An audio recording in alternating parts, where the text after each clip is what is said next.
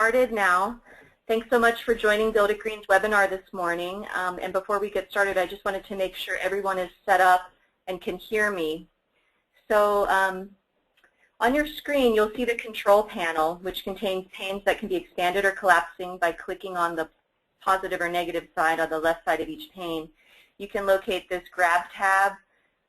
See those two black arrows, and you can click to open and close the control panel. And within this panel, you'll see the viewer window, which is just right below it. And you can click that square to toggle between full screen and window mode. And then below that, you'll see this hand icon, which you can click to raise or lower your hand. And don't worry about this very last icon at the bottom there. And so if you can't hear me now, please do raise your hand so that we can help troubleshoot. Let's give a minute to see if there's any problems. So if you can't hear me, raise your hand now so people can just see this. They'll hopefully do that. We don't have any hands raised. And then lastly, this questions pane down at the bottom. Anytime throughout the presentation, you are invited to type any questions you have into this pane, and we will read them for our presenter to answer during the Q&A portion. So you just type it, and then you click send right there. Great. So, and before we begin, if you're experiencing an echo and you're using audio through your computer, using like the microphones and speakers through your computer, you may want to try calling back in using a landline telephone, not a cell phone. And also, I'd like to welcome everybody to this webinar presentation entitled LED Product Demonstration, What We Need to Know. My name is Michelle Brown, and I'll be your host this morning. Just a little bit about Build It Green. We offer monthly webinars as part of our continuing education offerings and member benefits, as members receive free admission to our webinars as well as free access to our webinar library. And please note, this webinar and PowerPoint slides will be available for download in our members webinar library by early next week. And if you're not a member of Build It Green, we hope you will consider becoming part of Build It Green's member community and helping to support our work in California. Please visit our website to learn more. And today's webinar is worth 1.5 CEUs, but we can only give you credit if you stay on for the whole time. And you don't need to submit this course for recertification because we will upload it into your record. That takes about a month. Okay, so today's agenda for this presentation, it has 3 parts, and we will, after each section, we will have a 5-minute Q&A period where we will read the questions for our presenters. So as I mentioned before, you can type your questions into that questions chat box, and we'll read them for Tal to answer. Just to let you know, a very, very short survey. I think it's like 4 questions. We'll go out immediately after the webinar, and we'd appreciate if you could fill it out to let us know how we're doing with our webinar offerings. We appreciate that. Okay, so on today's webinar, this morning we're very lucky to have with us Tal Mashadian, owner of Lightline Illuminations. He's been in the lighting industry since 1993, opening Lightline in '94. Around 2001, he started experimenting with the few LED fixtures available at the time, and it wasn't until around 2006 that a high-quality LED downlight became available, and that initiated the current LED market. Since then, in addition to the well-known product releases, he has been searching for newer and more unique LED items to fit more specific applications. To date, he has designed lighting plans for hundreds of residential and commercial applications. So I'm going to switch this over to Tal. You can say hello, Tal, if you'd like. Hello, everybody. And he'll be, there we go, we got his presentation. All right, thank you very much for that great intro. I am Tal Mashadian. My parents and I did start Lightline Illuminations back around '94. And we, at this point, just love LEDs. Although we specialize in all different types of lighting, we've been finding that a very, very large percentage of our sales have become now LEDs. And this wasn't necessarily a slow progression. We're talking from one year to the next, it went from 0 to 15–20% of sales, because the good ones out there do the job that you expect. And what I hope to get through in this presentation is giving you a little bit of an understanding of how LEDs work. What are they? Nothing too technical. As consumers, what do we need to know? I think this is the most important part. It's one of those things where if you don't know what you don't know, there could be some big disappointments. And then we'll end it with a few different fixtures that we like to use a lot with some application photos, again, to give you an idea of what to expect when you get these LEDs actually installed. So very, very brief history. Nick Holoniak in 1962, while he was working for GE, invented the first visible LED, and he's noted as the father of the light-emitting diode. I'm sorry to interrupt you, but the slide didn't advance on my screen. So hold on, folks. We're just going to, because I'm guessing people are still on this opening slide, LED lighting, what we need to know. Were you able to see, did you see the slide advance? No, I didn't. Okay. You don't have I usually do. Oh, there we go. That worked. Okay, so now we see your screen. The thing is the thing we're not seeing is your header. Maybe go to full screen mode. I think.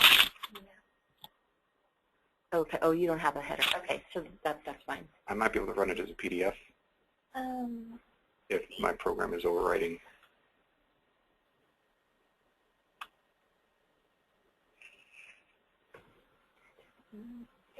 Maybe advance your next slide. Let's just see if this is working, because it did advance. I just wonder if there's a delay or no. Well, it seems to advance when I get out of play mode.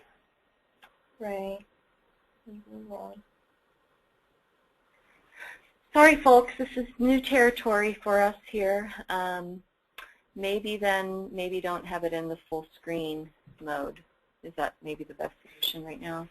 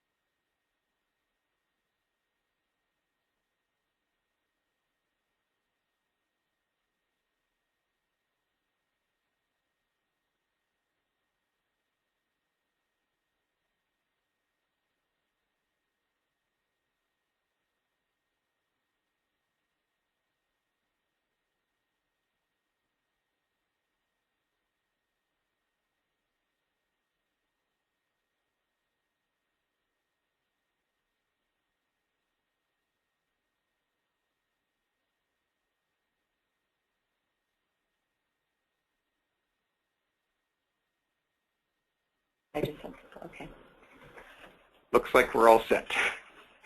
So, to start again, in 1962, Nick Holoniak, while working for GE, created the first visible LED, and he's known as the father of the light-emitting diode. It was actually way earlier, about 1927, that scientists were able to figure out how to create the type of light that we see now, but obviously it took a little bit of time for technology to catch up. During the 60s, LEDs were used in more commercial applications as replacements for incandescent indicator lights and expensive equipment such as laboratory test equipment, and made their way down to smaller units, appliances such as TVs, radios, telephones. But at the time, there were only red LEDs, and they were only bright enough as indicator lights, not nearly like we see now. During the 70s, the 7-segment display, there's a little picture of it to the right, was being used or illuminated by LEDs, but that sort of died out actually because liquid crystal displays were a little more flexible and had better power usage. The 1980s saw a few extra colors. In addition to red, we had green and yellow, and same idea as before. We saw them in calculators, TVs, that sort of thing. It wasn't really about the 1990s when the Nichia Corporation came out with their high brightness blue LED, and it's this LED with a phosphor, which we'll talk about soon, that's giving us what we see today. In fact, most LEDs and fixtures are actually blue. And as was mentioned by Michelle, in my opinion, 2006 heralded sort of the turnaround. There were definitely LEDs before that. In the early part of the decades, we were using LEDs for exterior fixtures.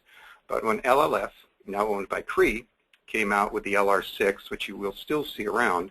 It was the first LED downlight that combined everything that we as consumers wanted, which is essentially a seamless transition from an incandescent light source to something that's much more efficient without the sacrifices of glare, dimmability, color rendering, and all of that. If you put an LR6 into your house and you didn't tell your friends, they wouldn't even realize that essentially you didn't have an incandescent light source. So what are LEDs? They're basically known as a lighting package. It's solid state lighting, which very simply means there's no moving parts. On the left, you can see an image of the incandescent lamp. There's a filament. You have the glass around it, the gas, the leads leading up to the filament. It creates its light because it generates heat. So that filament heats up, and then it emits the light.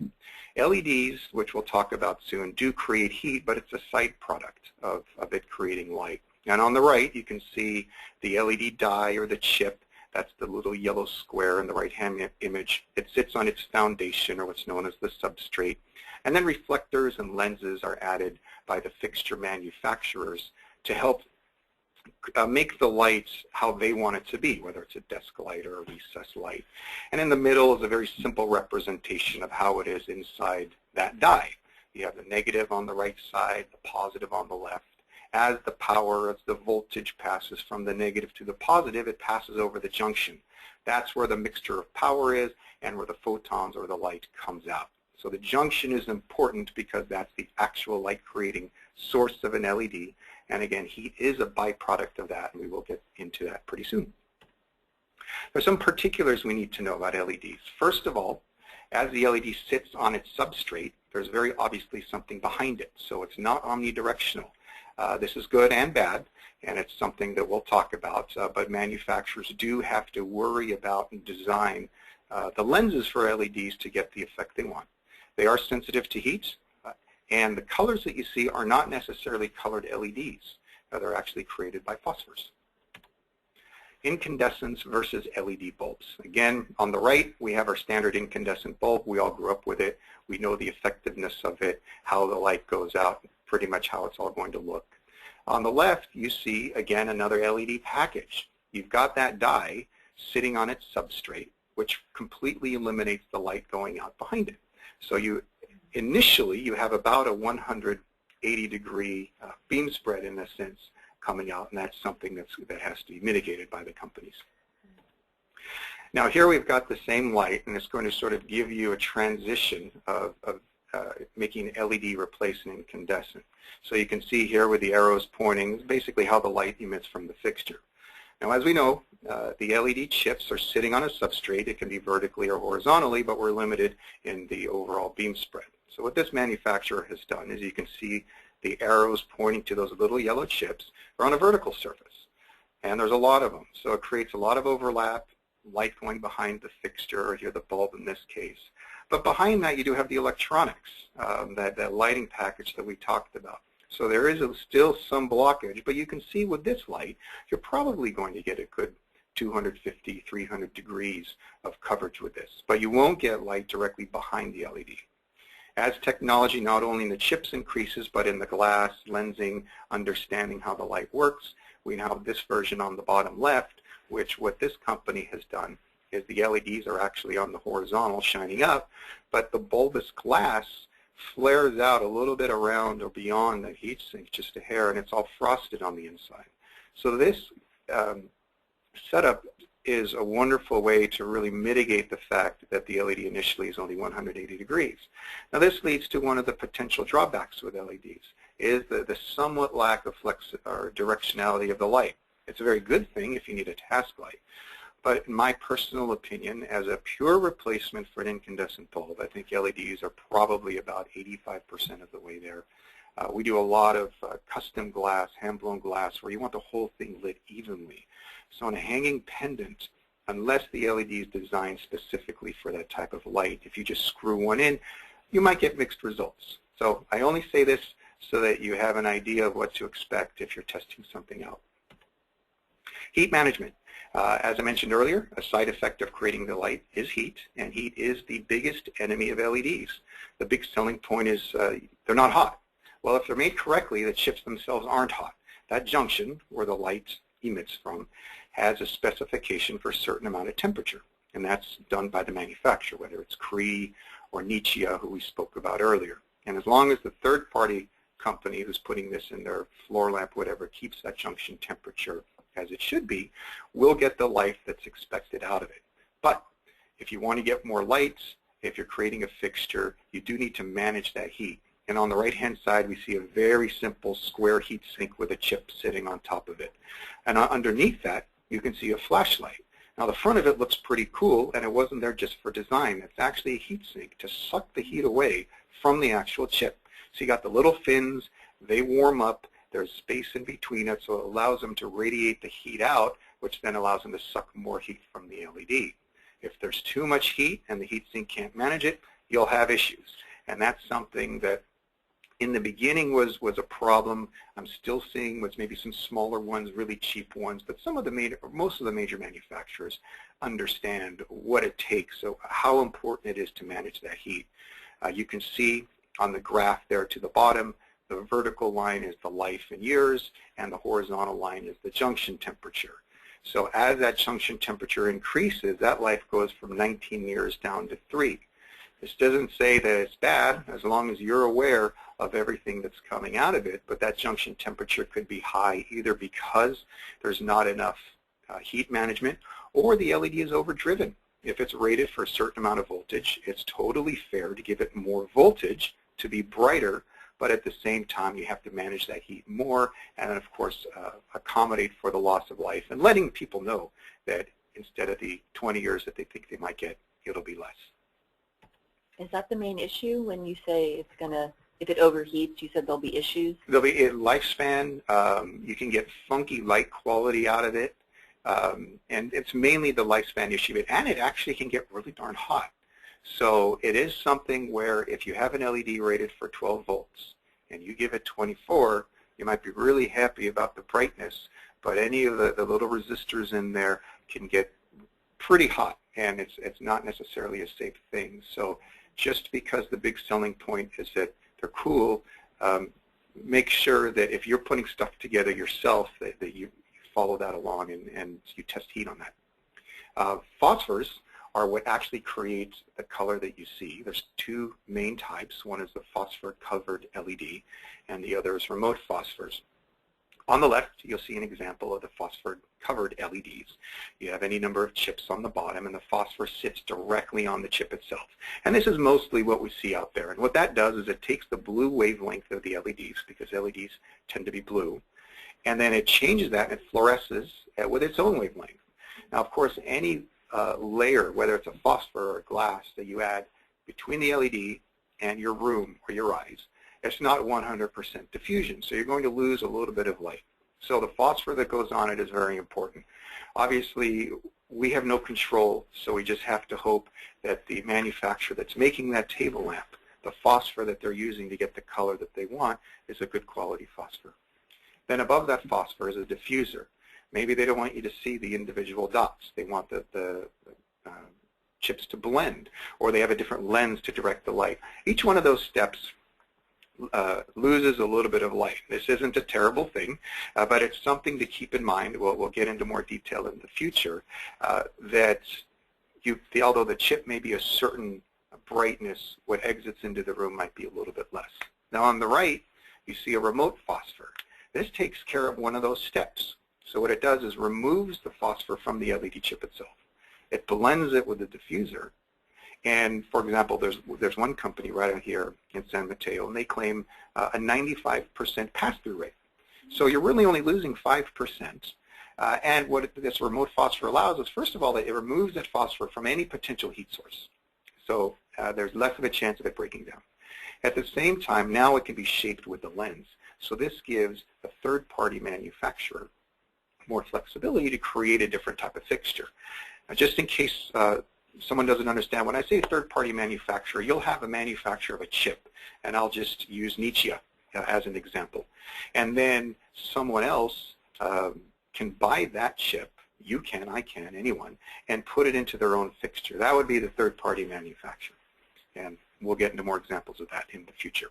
So, as I said, the phosphor-covered LEDs are pretty much what we see everywhere. And although remote phosphors is the next step, I don't think it's something you have to particularly strive for or look for. But if you're going between different fixtures, you happen to see one of them has remote phosphor technology, it's probably going to be more expensive, but it's going to give you a better potential overall effect throughout its life. In a standard residential application, if you're going with a big name light that's been around for a while that's not using remote phosphor, I think that's fine. I use them at home. It's just a matter of what's out there based on what you want. And you're always stopping for questions. Okay, so folks are welcome to type their questions into the questions box, and we'll read them for Tal to answer. We'll give folks a minute or two to type them. So you're saying, I have questions. Okay. So you're saying that the remote phosphor is considered one of the next steps in the way, right, for that reason of it being more diffuse and right. It offers the potential, but then of course there's any number of qualities. LEDs were the potential for fantastic lights, but when they first came out, they maybe weren't as good. The heat management wasn't as understood.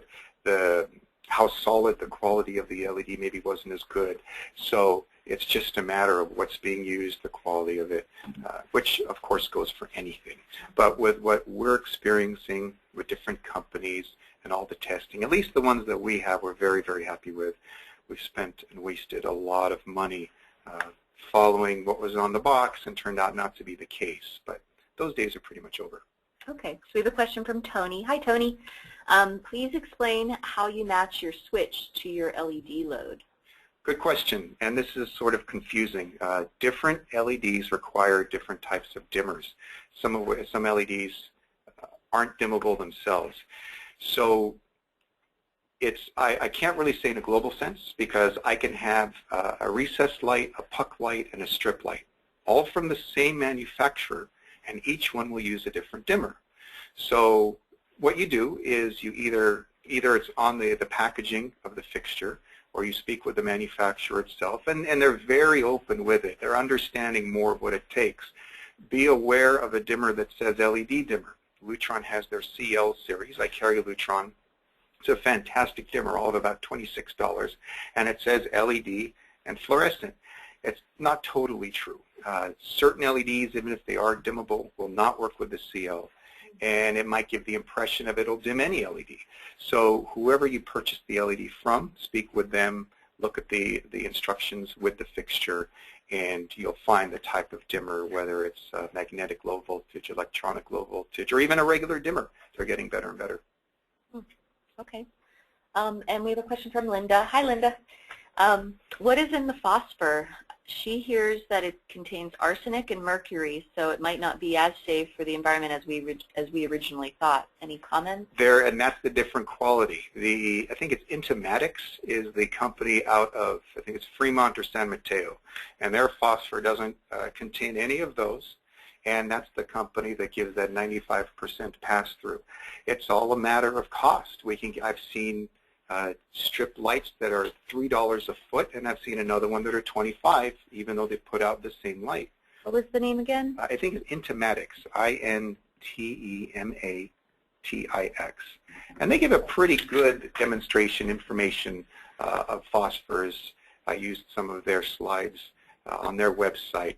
But it is a combination of different metals, but we have to make sure that if we can find, if you're working with CREE or you're getting a fixture from GE, if you're able to find what sort of phosphors they're using, that might be a little tougher. Okay, so Intimatics, you guys, I'll send this out through the chat. Intimatics doesn't contain the arsenic and mercury in the phosphor, and you said this is also the company that has the 95% pass-through. Yeah, right. Okay. I'm remembering their literature correctly, but that should be it. So Tony she typed in, she was the one who asked about the matching your switch to your LED load. She said I think this is a comment or a follow-up, if you're not dimming. Well, if you're not dimming any switch, a switch doesn't care. It just passes the power from one point to the next. So Get the cheapest switch you can find, and it'll control a fluorescent, an LED, metal halide, doesn't matter. Okay. Great. And so Chris wants to know, will you actually recommend what manufacturers to go with? And can you see the LEDs compared to other lights, CFLs, at your showroom? He really needs to be able to tell his clients what bulbs will work and they won't be disappointed with. And he does a lot of, I know Chris, he does a lot of reducing electrical base. Oh, okay. This is a really, I'm sure, a very particular scope of his work, which is lighting. Right. We don't actually have fluorescents simply because we've kind of skipped over them. But I do have different types of LEDs on display, some side by side with each other. Maybe not so much as an incandescent on one side and an LED on another, simply because our showroom is pretty small. We're kind of stuck for space. But we have different manufacturers of LEDs. And I'll get into this a little detail when we go through different fixtures so that you can actually see the effectiveness on a book, on a piece of granite, that sort. So there's enough out there. There should be enough on display to give your clients a very, very good idea of what to expect. Okay. All right. I think those are the questions we had. We'll just give another minute to see if there's any follow-up. Again, this kind of takes a minute for folks to type. And the only thing is I noticed it a little bit on one slide, but I had to convert this to PDF because of the issue that we had. So if there are any sides of the slides that come out looking pretty funky, I will try to accommodate for that. Okay. Yeah, and we can let you know. Okay, I think we could probably keep going? Yeah, keep going. Yeah, so folks, feel free to just, keep typing in questions. If there's any that we're following up, we'll either move them to the next Q&A break, or I might be able to interject. But okay. So this, I think, is the most important part, and this I find when people come in either with some understanding of LEDs or no understanding. This is really what we talk about at the showroom. As consumers, what do we need to know? If we jump to the bottom, my interpretation of it, you take an incandescent, that's your old-style rotary phone, and then an LED is like your smartphone. There's some information you need, some schooling you have to do, studying, and then you understand how superior that smartphone is, what you can do with it.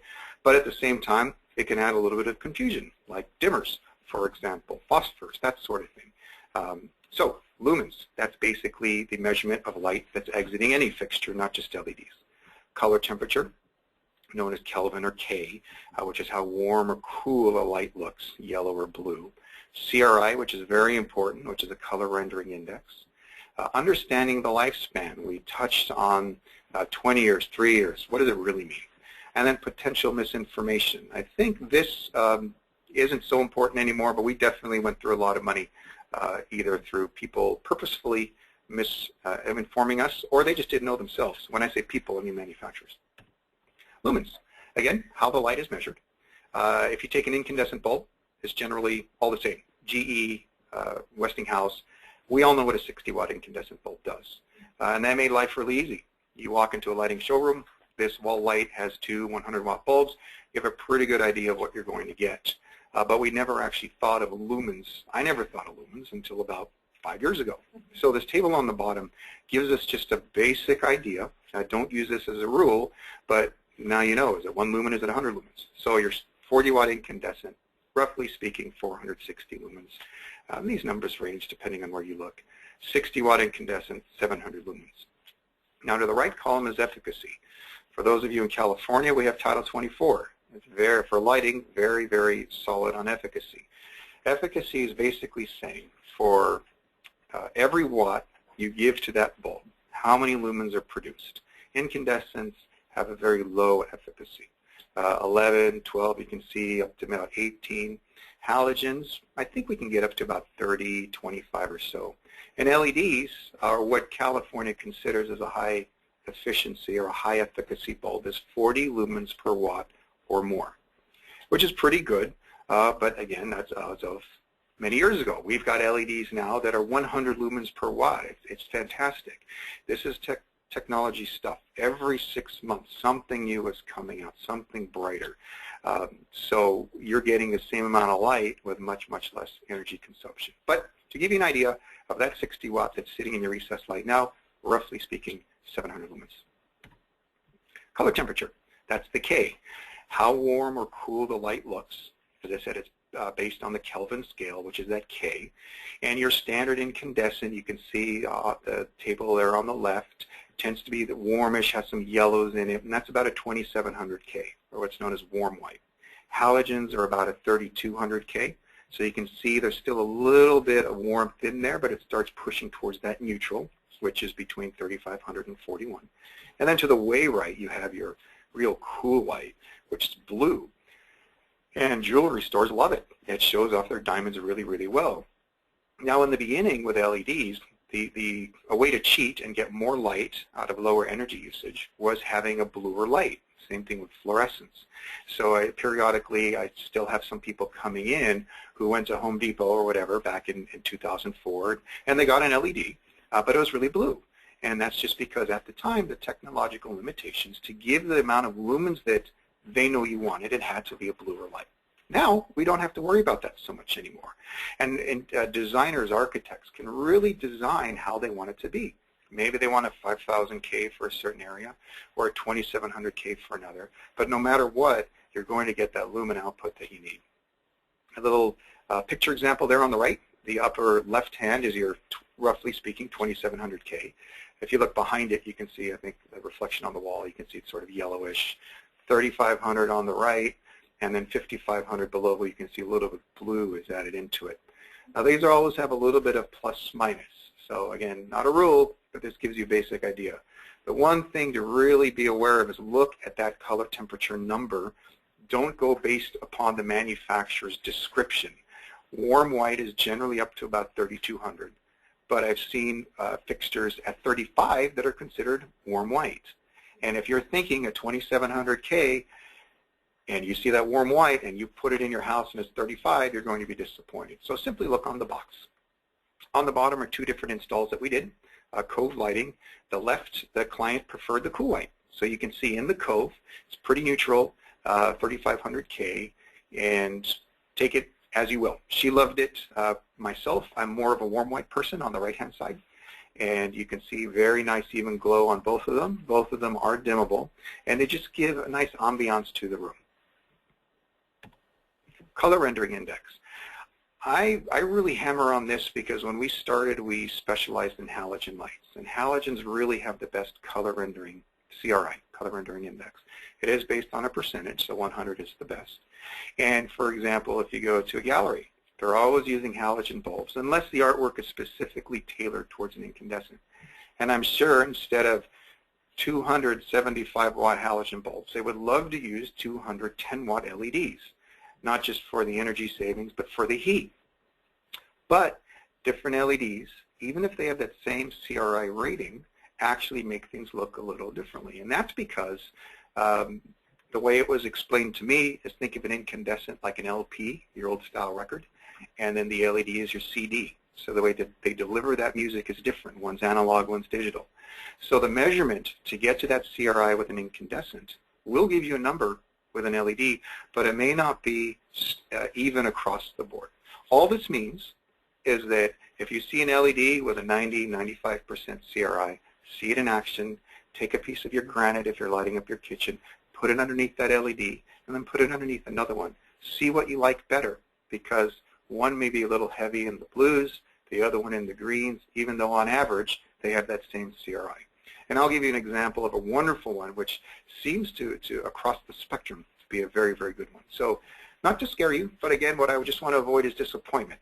When my customers come, I tell them everything. They pay the premium on LEDs. I want them to be happy with everything that goes in. So you're saying that there will be rated LEDs CRI at 99%, and you're saying that that's not necessarily always accurate. Right. I haven't necessarily seen it that high, but absolutely. If you see an LED, you could see one at 85. What is the typical CRI of a? The industry standard of a decent one is 85. But like I said, I was spoiled with halogen, which is generally about 95. But to be fair, I've seen LEDs that are rated at an 85 CRI that are absolutely gorgeous. So again, it's sort of like if we step back and we know that incandescent bulb, 60 watt is 60 watt. But then with an LED, there'll be some slight variation. So same thing with this. Just sort of keep an open mind. Don't think that what you read on there is exactly what you have to do. And I will repeat this again. You're just going to want to see them in action.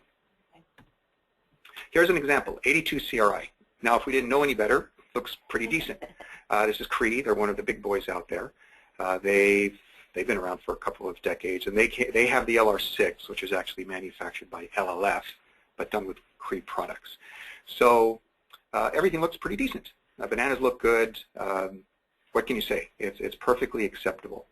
Now here's the same light, same color temperature, but with a 92 CRI. Things look quite a bit more vibrant.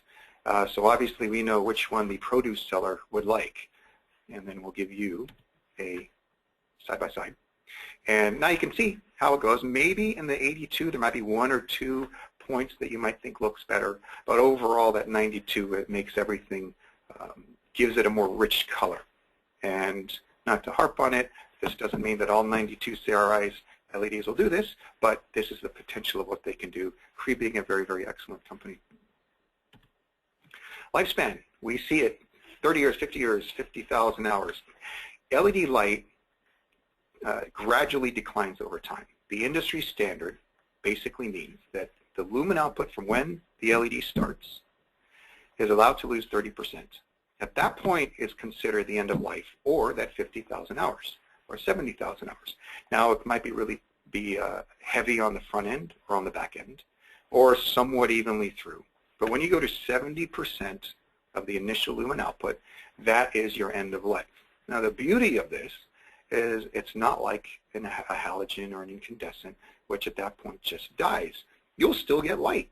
And it's very reasonable. The human eye, on our website we have a neat little chart made up by Lutron on how the human eye senses dimming.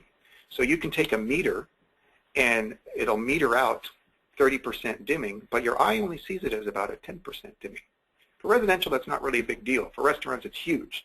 But for this, it actually means that any calculations you make about your money savings because of the lifespan of this LED and the lack of replacements, you're actually getting a secret extra couple of years, maybe even 5 or 6 years. At some point, it'll get dim enough that you're just going to have to change it. But all things being equal, with no resistors or whatever dying out, that LED can almost last forever because there's just no filament in there or anything to break. It's just power moving along. Here's something that we got bit on a lot, and this was in the beginning. I'm showing this to you as an idea of what to be aware of as part of the global idea of LEDs, but it's not so much of an issue anymore. Maybe unless you see one fixture at $100 and the same sort of fixture at $20. Now there's lumens. That's the amount of light that the fixture produces. Exit lumens, or delivered lumens, is the amount of lumens that actually exits the fixture. And as a consumer, that's all you care about. It's meaningless if the light generates 1,000 lumens, but what actually goes into your room is 200 lumens. So this is a test done by the Department of Energy a few years ago. And they took a big name LED fixture and they broke it down and tested along the way what the lumen output was. Now let's take Nietzsche. They are making the chip, but company A buys that chip from Nietzsche and puts it in their desk lamp. So Nietzsche says this chip gives you 50 lumens per watt. You give it 1 watt of power, it's going to give you 50 lumens. Then company A buys that chip from Nietzsche, puts it in their fixture. Really without any changes, just taking it out of laboratory conditions. Now we're down to 43 lumens per watt. Power supply. LEDs need different types of power supplies. Nietzsche wants their numbers to look the best. They're going to use the best, most efficient power supply. Company A wants to make this priced for the market, so they may use a power supply that's a little less efficient. Doesn't deliver the power to the LED as well. Now suddenly you're at 34 lumens per watt. And as a desk lamp, they need some sort of optics because you don't want 180 degrees. They want to direct this down, put light somewhere else, or if it's a recessed light, it really doesn't matter. In this particular case, you stick, the manufacturer sticks the lens on top of it, you're down to 27 lumens per watt. So what's on the box is a 50 lumen per watt LED. What you get at home is a 27 lumen per watt. So you're getting almost a 50% loss. Now, as I mentioned, this is not something we really have to worry about so much, and we'll get to that. There's steps the government has taken, but just that as a rule, LEDs might be very energy efficient, but an LED in a fixture may not be as much. So just take this as information, but don't necessarily worry about the fixtures you have out there. Now to sum it up, it's important to know color, temperature, and CRI, but then test them. Just seeing it on paper doesn't help too much. Exit lumens and complete fixture wattage to really get the true efficacy, and then be aware of the wording. How many lumens is the chip? How many lumens are coming out? And this is where lighting facts comes in. It looks very much like nutritional information, and it's the Department of Energy, and you make an LED fixture.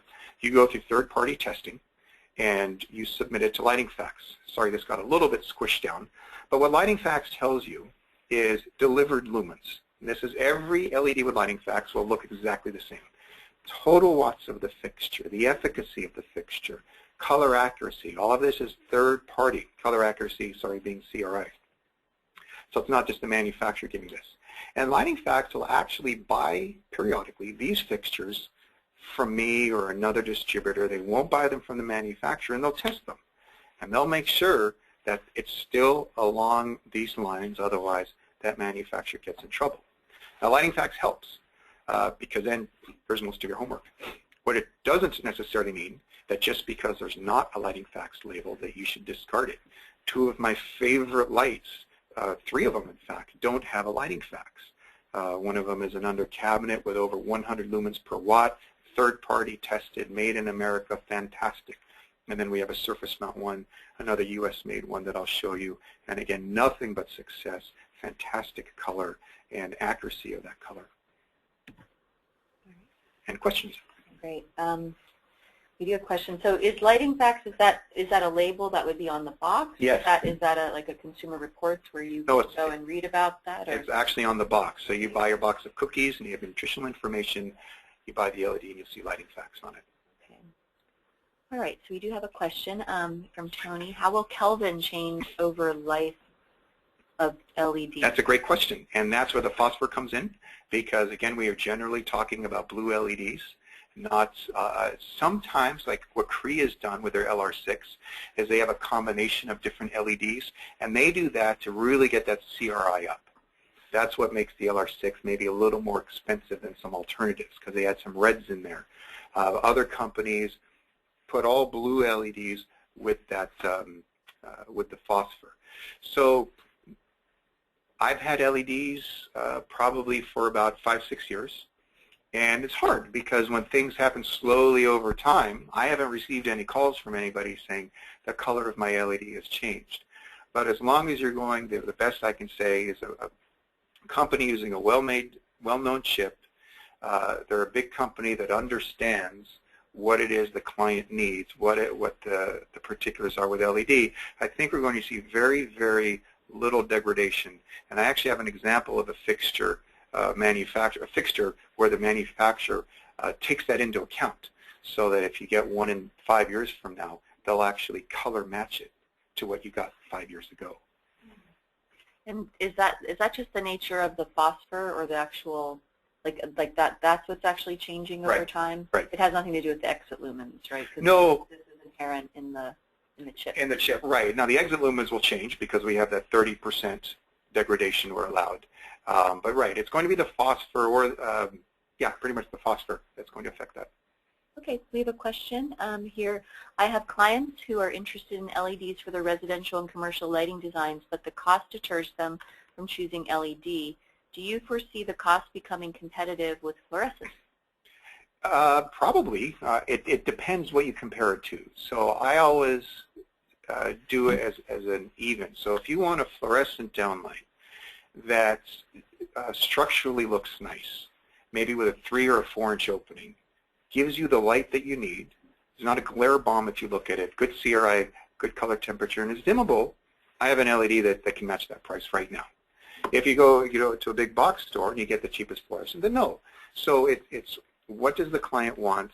You take that premium that you pay for the LED and you see how long is it going to be, whether compared to a fluorescent or another, to save that money in terms of energy costs, fixture replacement, and in commercial application, maintenance. We worked on a restaurant, Giorgio's restaurant in San Jose. They did basically a 100% LED retrofit in addition to expanding by about another 1,500 square feet. Just for their kitchen, where they're using 22 2x2 LEDs, we ran a cost comparison over the lifespan of the LED, which was 15 years, with a 2x2 fluorescent. And we just took a very simple, nothing fancy fluorescent. They were saved over, if they were to stop those LEDs in 15 years, and we know it'll last longer, they're going to save $14,000. Wow. Just from going from a fluorescent to an LED, because stuff you can't really measure is heat, AC, because of that. The fluorescents do get decently warm.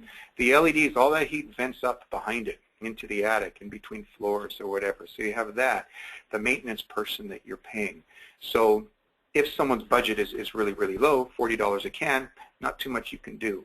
But if someone's doing a kitchen remodel, I've got a wonderful 5-inch LED, gives you everything you need. You'll see an example, and it's a little over $100. And you can dim it, so you get way more than the fluorescent. And ultimately, the kitchen that they spent so much money on will look nicer, the granite, the wood, that sort of thing. Great. Okay, Judy asked, so how do you know if color will change? Is there a phosphor info on the product? There really isn't. So what I do is I work with companies, let's say like CREE or Nietzsche, some of the bigger ones out there. And the phosphor issue, I really think is, over the years, has been taken care of. So as long as there's good heat management, you're getting a quality product, maybe not some cheap, some guy, well, not to say that some guy's garage is bad. Let's say some random import or something like that. I think you're pretty safe with the phosphorus. Despite what we've gone through with the early ones, I'm very happy with, for the most part, with what's out there now. And I don't think of concerns, actually, that phosphorus should be on anywhere on the top of the list. It should be something to be aware of, and I think more so in where the fixture itself is coming from. Okay, Gretchen asks, are there any companies that you know of who make recessed and IC-rated LED fixture for low-profile cathedral ceiling, 3.5 inches in thickness? No. The smallest I've seen is 5.5, and that's the heat management. We have that heat sink that's behind the fixture that's going to stick up a certain amount. And I'll show you some surface-mounted ones that are fantastic, but 3.5, I haven't seen yet. And it's only a matter of time until they will, but not in an IC housing. What's IC rated for those of us who aren't in this lighting? Insulation contact. So by code, the insulation has to be able to, even if there's none. For recess. Exactly. So fire safety. That's a green thing. Yes. Okay. Chris wants to know, you mentioned not going with the $40 can at big box stores. Isn't that the CREE LED in the can? Would you not recommend those? It's depending on the specifics. So CREE, I just heard, I think Home Depot just dropped the price to about $40. That's fine. I mean, that's CREE. I should have been a little more specific, sort of a no-name one. Okay. And yeah, these prices are dropping pretty quick. It was, I think, 2 weeks ago, I think 59. Okay. So I don't know if they're blowing them out or whatever. But yeah, if it's that CREE product, the one that you see there, is a very nice one. If the budget is a little bit lower. You sacrifice certain things, but to be honest, you stick that in the ceiling, you're going to be happy with it. It's just a matter of the functionality, in a sense, of the other ones. Is it worth the price difference? And that's when you do your homework and you see examples of other fixtures, and is the $20, $30 premium worth it to you? Okay. And I had a question. You talked about exit lumens. So you said to not worry about that so much, but would you want to overcompensate? Like your example, I think, was a 50 lumens per watt, and you ended up 40% less than that. Would you then want to size something that was 70 lumens per watt if you really wanted what delivered is 50? Well, now with the lighting facts, we can see the exit lumens. Okay. And one thing that's important is you take that 60-watt incandescent that had 700 lumens, and we remember how that bulb looks, and it's sending light out 360 degrees. Well, if you take an LED with 700 lumens, it's going to produce the same number of lumens, but spit it out 180 degrees into the room. So you take a meter, even though they're both generating and distributing the same lumens, you're actually going to get more lumens in the room with the LED because it's all concentrated into the room. So it's really what, either if you have the lighting facts or if you don't and you see the specs, the exit lumens is the important part. And for Title 24 for California, we know it's going to be 40 lumens per watt or more. So I'd be more concerned with the lumens. That was just an example of how things can go wrong, but it's a few years ago, and now we're seeing 50, 60 lumens per watt delivered routinely. And then, like I said, we have examples of 100 lumens per watt delivered. Okay. I think we've answered all the questions up to now. Okay, so moving along. And here we have some examples. 3, 4, 5, and 6-inch LEDs, flexible tape lights, an LED tile, which is really cool, and one of my favorites, which is this American-made surface mount LED fixture. Now here we have 3 or 4-inch, and you can see on the right-hand side, it's just black on the back of it. That's the heat sink. You've got the chips and the substrate on the front, and then to the left, there's actually an outer heat sink. So this unit, the black cylinder, fits into this outer heat sink, and then now all those pieces fit into the can. The 4-inch actually has a little bit of a gimbal. 3 inches of straight down light, uses about 10 watts total fixture usage. So 8 watts for the LED, and then the power supply, I think, loses about 1.5 watts. And you're getting just about 700 lumens out of this. We've replaced this 1-for-1 with 50-watt halogen lights. Title 24 compliant, 5.5 inches, and this is one of the more premium ones. A complete kit for everything is $240, and bigger ones tend to be a little less expensive because you have more room to put in the electronics. Here's an example of a kitchen retrofit we did.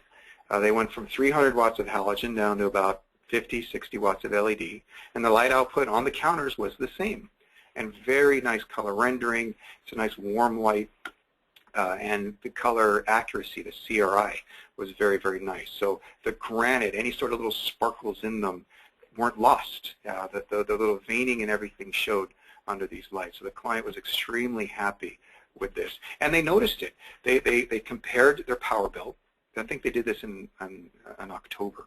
They took the October bill from the previous year, and actually since then they had added more lights in other rooms. And then they took the power bill for this, and they saved about $30, $40, even though there was more light in the house. So these lights being on, let's say this is the $240 light, and they use the kitchen a lot, 3-4 hours a day, the premium that they paid for this, as compared to a fluorescent, would be paid off in a few years. They have a 3 or a 4-inch hole rather than a fluorescent, which would be a 5 or a 6. They've got the dimmability, and they've got the great color rendering. Another example of the same unit in 2 different bathrooms. On the right, you can see it's nighttime through the window. There's no other light in here, no flash. I mean, no other lights other than these down lights. I think there are about 2 or 3 more. And on the left, it looks like it's dimmed down a little bit, or maybe because the walls are darker, but inside the shower. So wonderful light for makeup, getting ready in the morning. And here's an example. I wanted to show how well this did with a piece of art. You really can see the depth in there. Obviously, if you're standing in front of it, you'd see more, but the transition from one color to the next, the shadowing, the texture in there, really shows off well with this LED. And this has been a great one for us, just because it seems like that CRI, which is in the low 90s, tends to be very, very robust in the sense that it seems to work with all different types of colors. But I have this on display next to another one, and there have been instances where somebody brings in their tile or their granite, and it happens to look better under the less expensive one. So everybody's happy. Here's a 5 or a 6-inch compared to the 3 or 4-inch, which is $240. This one runs about $110, complete kit. You can take, and that's including the housing. Now, if you have an existing 5 or a 6-inch unit, you unscrew your bulb, you take out the trim, and you pop this in. The light engine itself, which is what's on the left, runs about $90 or so. So you're going to go from, let's say this is 634 delivered lumens. I'll bet you if you have an 85-watt incandescent and you take it out and you put this one in, you're not going to notice any loss of light. And again, because how that light is delivered into your room is more efficient than that incandescent. A little bit lower CRI, 86, but this was the example of the one where it happened to look better for that one client's particular need. Wet location, you can use it outside, you can use it inside of showers, and about a 95% dimming range. The last one, too, had about a 95%. We do find one of the issues with the LR6 is you only have about an 80% dimming range. For residential, that's not too bad. For restaurants, that's pretty much a no-no. They really need that much, much greater range, at least restaurants that want some ambiance. Here's a really good, this is from CREE, back when it was LLF, and on the bottom is the LED, basically you just saw, and 108 watts. And on the top you have 585 watts of incandescent. And the LED looks so much nicer. The heat is eliminated in that room. You can see on the walls, the light from the LED actually reaches up a little bit higher. So a lot of times, even though there may be a gimbal version of this LED, you may not even need the gimbal. Just stick with a straight downlight version. And here, it's the same set of lights, LEDs on the bottom, compared to 180 watts of fluorescent. So if you wanted the same amount of light, you're going to need a lot more watts of fluorescent. And you can see right now they're saving 72 watts, and it's not good enough. So assuming they're going to need 250 or watts of fluorescent. So again, you've got that energy usage difference. You may be paying for a premium for the LED, but you take into account the much longer lifespan, the lack of heat. You can't see it here, but you can stare at these LEDs and not be blinded. If you do that to fluorescent, it's way, way too glary, or compact fluorescent type. Unless there's some sort of lens in front of it, and then we go back to that issue of that lens blocking some of the light coming out. Strip lighting, I'm sure you've seen this. It's a wonderful fixture. You just peel off the back and stick. You can cut it every 2 inches. Dimmable, various lumen outputs. We have our green flex, which is 60 lumens per watt, runs about $25 per foot. We have our super flex, which is 100 lumens per watt, about $40 per foot. This is one of the examples where there is just a jungle of these out there. I've seen them down to $3 all the way up to $50.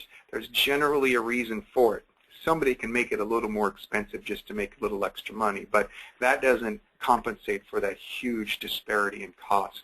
Our Superflex, for example, has chips in there that really regulate the voltage going in. Somebody wired it wrong. They had a 12-volt green flex, or Superflex, I'm sorry. They put a 24-volt transformer on it. It shut off as a safety feature. Another strip, possibly even the green flex, if you overvolt it like that, it'll just keep going. It'll get super bright, super hot. The sticky will lose itself. So for the most part, there are reasons why they're a certain price. Maybe within $5 here, they're not so much. But there's a reason the Superflex is $40. And another strip that gives the same amount of light is $15. You get what you pay for, so no one's getting ripped off. Just understand the reliability of one will be better than the other. And this is only 1/10 of an inch thin. So here you have on the top the cove lighting. Even though you had the little dots, they blend together in less than ½ an inch. You can't tell they're dots on there. On the bottom, we ran this strip. We just stuck it on the vertical insides of the cabinets, just the frame. So now the whole cabinet is lit beautifully. You put it on a dimmer. You really can get nice ambiance, and it's 1.5 watts per foot. Use it as a night light. You're barely using any energy. Same thing with the under cabinet or the cove. Superflex is about 2.5 watts per foot, which is one of the reasons it's brighter. And then we have, and I don't have an example here because it's new and the manufacturer didn't have photo-ready images, but the American-made one, the Mia, 400 lumens per foot at over 100 lumens per watt. It's just absolutely fantastic, different color temperatures. So there's a lot of variety out there, and that's the beauty with LEDs. Is A, you don't have to sacrifice, and B, you don't have to spend a lot of money for features you don't want. We will have something based on your budget and then based on what you want. I really like this tile light. It's a 12 by 12 tile. You take your smartphone or the back of your computer screen and you just make it a white screen. There are no hot spots. And that's what this tile is. It's just a square, 3/8 of an inch thick, and your tile setter can actually cut this as a regular tile. And you're going to use it for backlighting. Here we have an onyx countertop where you're only adding 3/8 of an inch to the whole depth of it, the backsplash of the fireplace. There are no hot spots. You have a 2-inch bullnose that you can illuminate. If you wanted to do this with fluorescent, you need to add a good 4 inches under that. If you wanted strip lighting, let's say LED tape lights, you'd need a bunch of them close together so all the lights would blend so you wouldn't see a hot spot, a line going in there. This tile perfectly evenly illuminates so that you don't have to worry about any of that. And this is my other favorite. I mentioned this earlier. This is another American-made manufacturer. They actually use a chip from Nichia. But all the electronics, they have some of the best dimming I've seen in any LEDs. All the electronics, the plates, everything is made in the U.S. Mounts to standard junction box. So what they've done here is rather than the recessed light where the heatsink was behind it, they have forward heatsink technology, which is kind of interesting, and I honestly don't really know how to do it, and they probably wouldn't tell me. All that heat or the warmth goes into that surrounding plate. And what this allows is if somebody has only 3.5 inches in the ceiling, you just put in a junction box, and this mounts to the junction box. Look at the bottom right and the top right, you'll get a good 180 degrees of beam spread out of that. On the bottom left, the chip is a little bit recessed, so you'll probably get about a 60 degree. So maybe on a flat ceiling in a kitchen, the bottom left one is great because any glare from that chip is sort of hidden. But on a sloped ceiling, you'd want to use the ones on the right. Now you don't have to get the stepped that you see. They come in flat, circle, even an octagon, and different color temperatures. And this is the one that I mentioned earlier. Let's say you get a few for your kitchen, and 3 years from now you want some for your dining room. We just tell them what job it was. Everything is serial number saved, so that the ones for the dining room, they're going to tune to match what your kitchens would be at that point based upon their algorithms. And not overly expensive. The 600 lumen output ones are about $350. Again, made in the U.S., top quality everything. The super bright ones, 1300 lumen, about $450. If I compare that to a decorative 300 watt halogen fixture with simple frosted glass coming from Spain, that halogen fixture is $475 with 0 electronics in it. So for what this gives to you, this LED is very, very well priced. As a unit, then of course it just totally depends on the budget that you have. What was the company you said? That's Silescent, S-I-L-E-S-C-E-N-T. And we have examples of those on display. S-I-L-E-S-C-E-N-T. Yes. I think it's a combination of silicon and something else. And here we have some examples of their surface mount LEDs in a jewelry store, hallways. We've been very successful using this in residential applications, in garages and rooms. It is a super bright light, so we have to be careful about how we place them because I don't want people to have glare or to be blinded. Kitchens, it's excellent. So really, it's another tool to use based on everything the client needs or the end user needs, plus the availability of space to install the fixture. And finally, what else can we do with LEDs? It's already been proven that they can do wireless internet. There is a building in Chicago, which LED manufacturer, I read this a while ago, with the LED lights actually is providing the wireless internet. Same idea with GPS. In theory, you can do this without the need of satellites. And probably that's most pertinent is what's called utility demand response. As I mentioned earlier, LEDs are like smartphones, and they can be controlled by smartphones. So not only do industrial designers have all sorts of shapes they can do because these are so thin that they never could do before, programmers now can program into the LED to understand different rules, different needs, and in this case, for example, utilities, let's say we take PG&E up here where we are, they can send a signal to your LED light, and assuming you have the ability to sign up for it or they force you to do it, who knows what's going to happen. But your LED light takes that signal and then can dim down.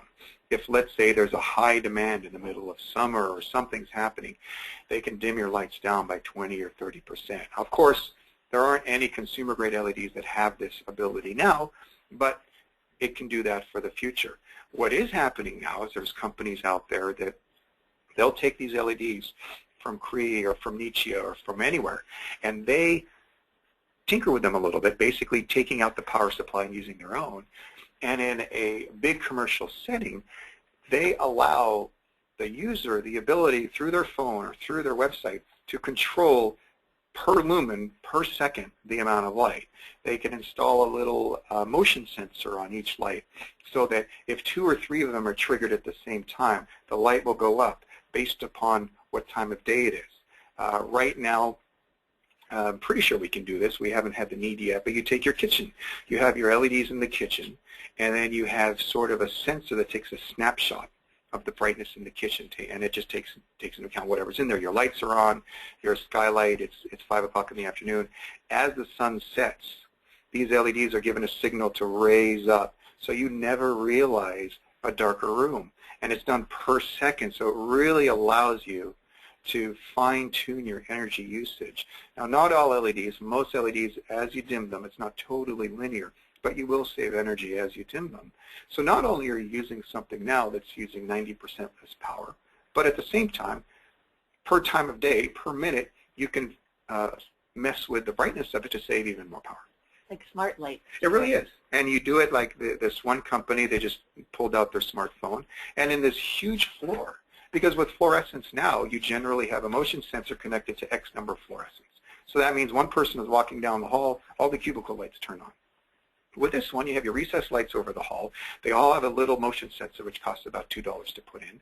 And based on the time of day, 2 or 3 of them get triggered. They turn on to 10% or 100%. And all the rest of the cubicle lights turn on or stay off.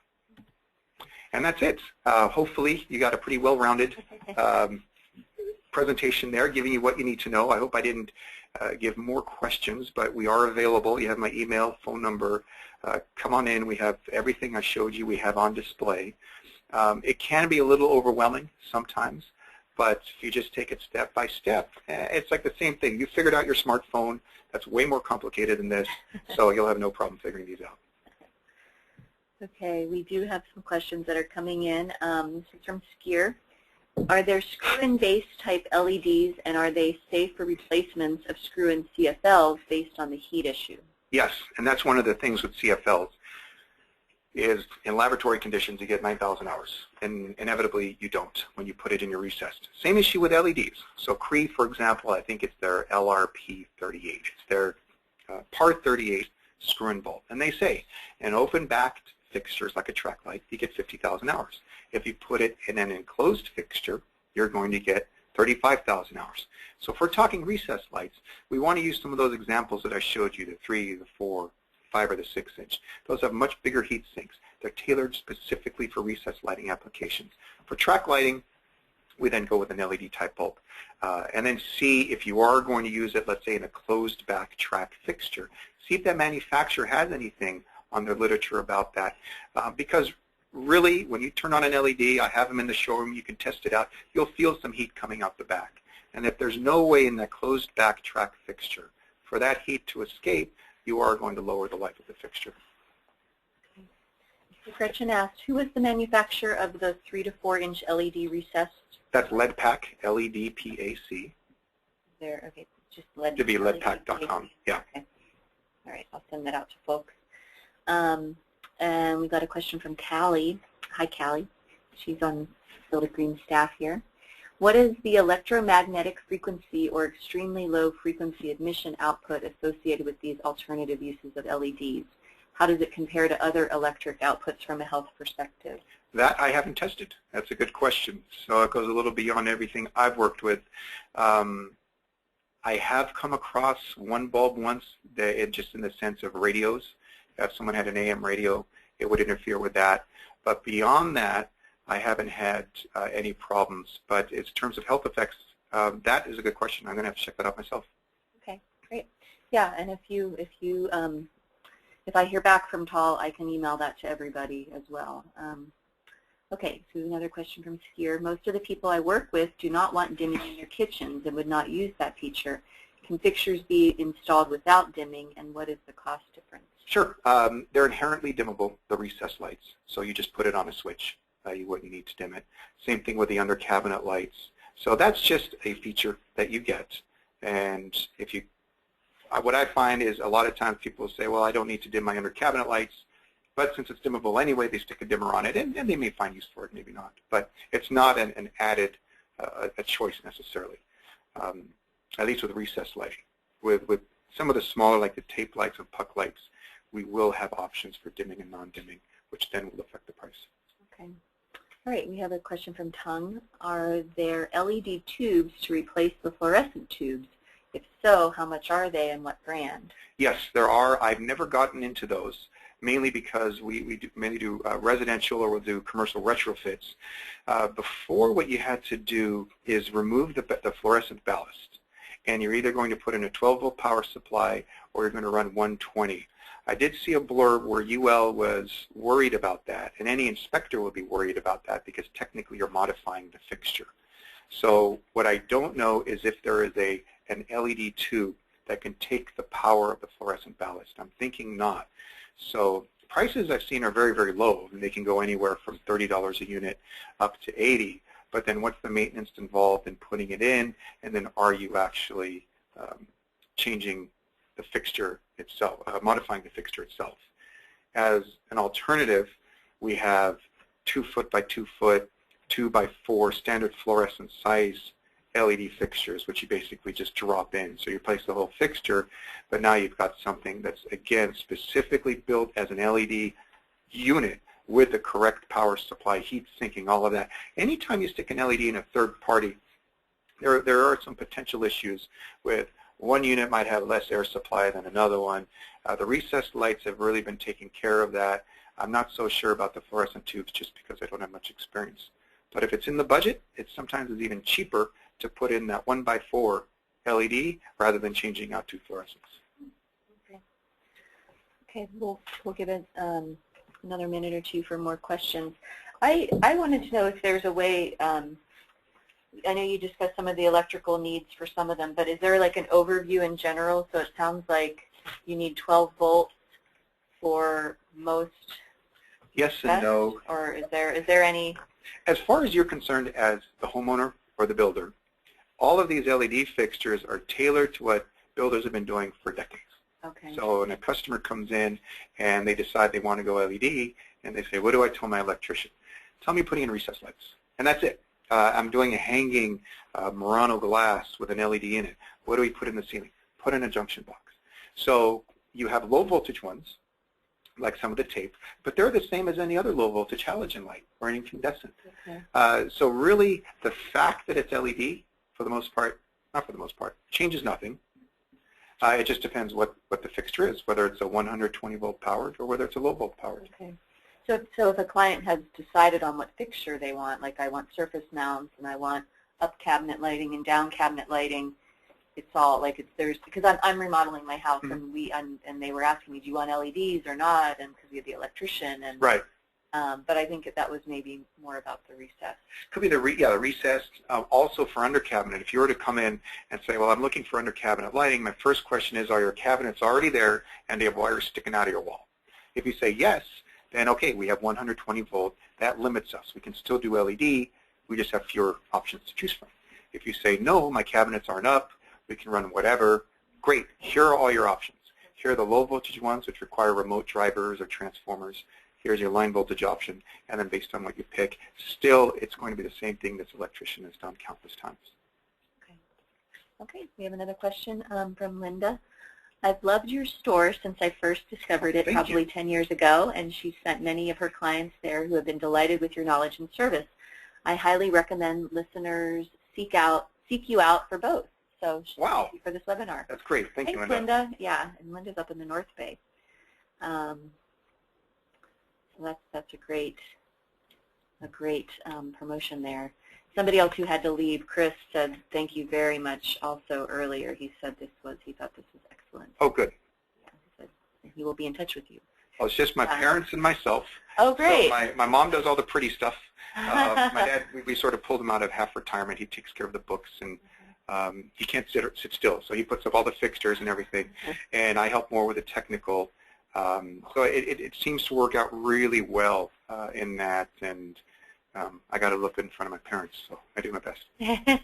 And so I maybe in terms of some of the folks that work directly or have clients, like, is there any recommendation for when people are thinking about lighting for bathroom or kitchen or whatever? Does it make sense to go into the showroom and test things out, and as you said, like bring flooring, bring counter samples? Yeah, because we actually do provide lighting design services as well. Okay. We help plot it out on the plans, and that's something, if anyone's interested, we can discuss. So you can come in with the architectural layouts, and we really can sit there and go through a lighting plan. But it never hurts just at least to get an idea of what's out there, so that you know what you don't like, or you see something you really like, so that later on, as framing is happening before electrolyte, say, I want to integrate this in my house somewhere.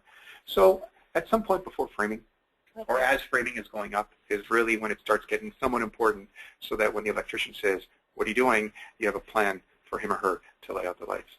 Okay.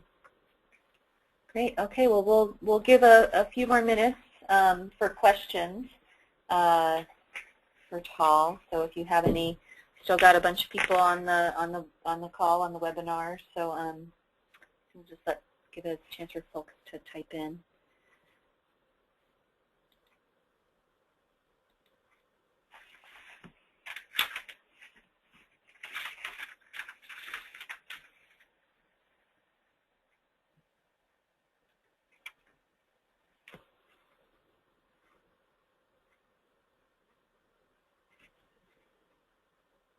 Yeah.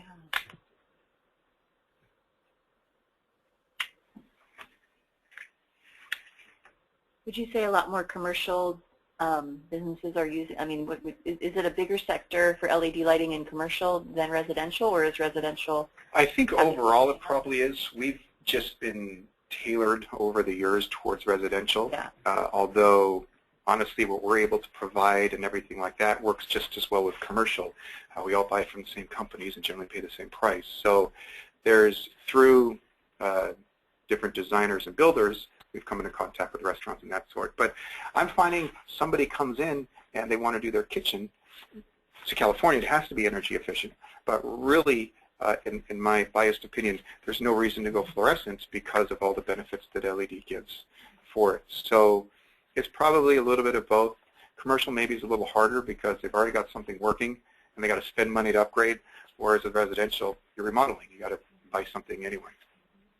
Yeah, that makes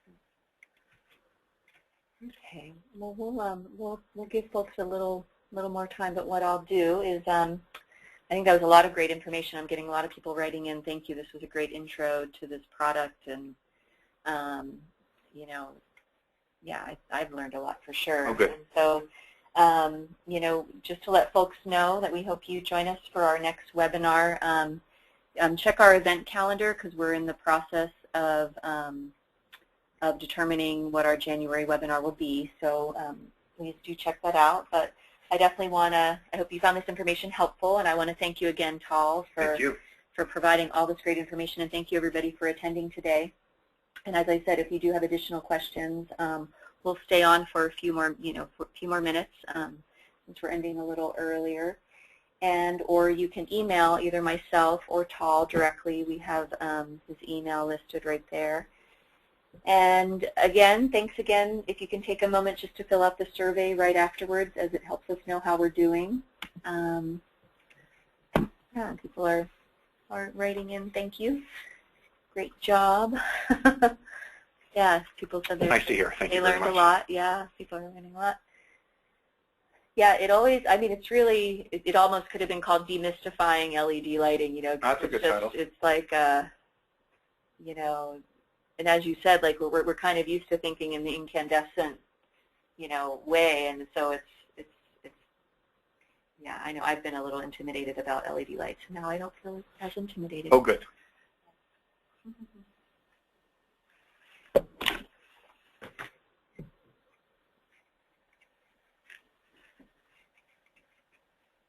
Yeah, thanks.